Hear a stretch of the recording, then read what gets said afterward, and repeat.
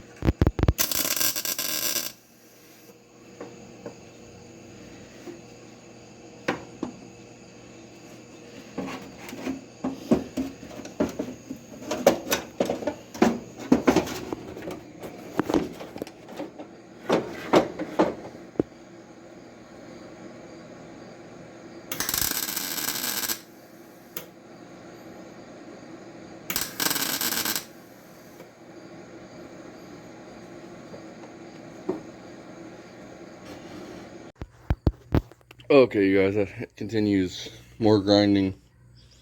Got most of it off with the aircraft mover. Still a lot on here, so I still do a lot. Dad actually welded up them holes there, so because we don't need them no more.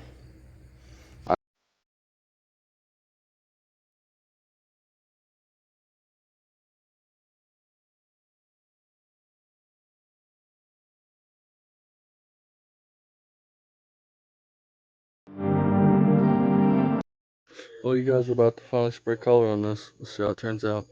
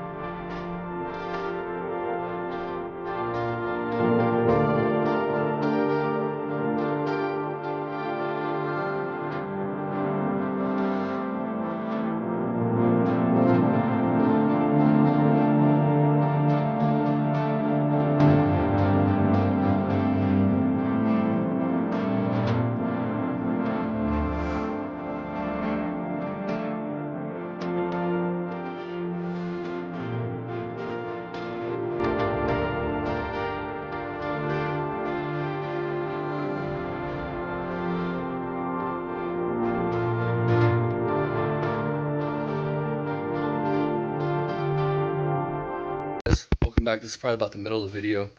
As you guys can see, she is painted. The color is really cool. We're actually getting ready to lay some clear on this, and then this weekend we'll get the engine in it. But I'm still a little far away from driving the car because I need to find, which if anybody out there has one, I need a power brake booster bracket for one of these. So there's that, and just some odds and ends stuff needs to be done. Brakes, a little bit shocks, shit like that. But this is a big step, a really huge step. I mean, the green paint turned out nice. Never mind those. I have to repaint those because I didn't feel like masking it off. So we'll pull them out and repaint them.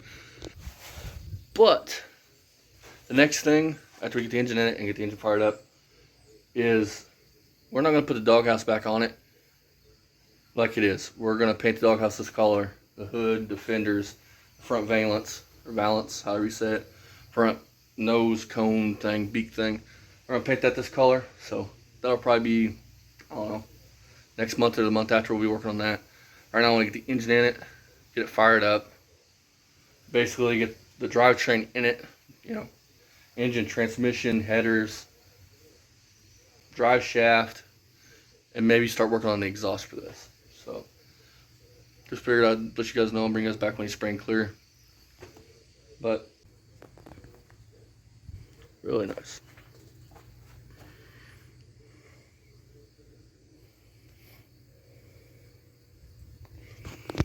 And it's really not bad assuming how it was done. Dirt driveway basically. Minimal tools. HVLP spray gun from Harbor Freight.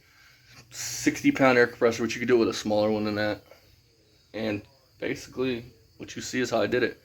You can pull a good paint job off like this.